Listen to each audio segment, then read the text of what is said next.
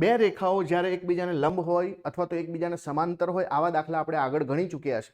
તો જ્યારે બે રેખાઓ એકબીજાને લંબ હોય ત્યારે બંનેના ઢાળનો ગુણાકાર -1 થાય અને જ્યારે બંને રેખાઓ એકબીજાને સમાંતર હોય તો બંનેના ઢાળનો જે છે સરખો થાય, બંનેનો ઢાળ સરખો થાય.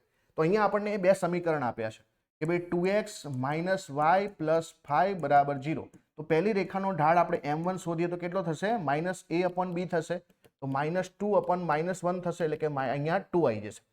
જ્યારે બીજી રેખા છે આપણે px + 3y, તો આનો ઢાળ જે છે ડાયરેક્ટલી m2 શોધીએ આપણે તો અહીંયા જે છે -a/b એટલે કે અહીંયા જે છે -p/3 થઈ જશે અને બંનેના ઢાળનો ગુણાકાર જે છે લંબ છે એટલે -1 થશે. તો m1 × m2 = -1. m1 ની કિંમત કેટલી છે ભાઈ? 2. m2 ની કિંમત છે કેટલી? -p/3.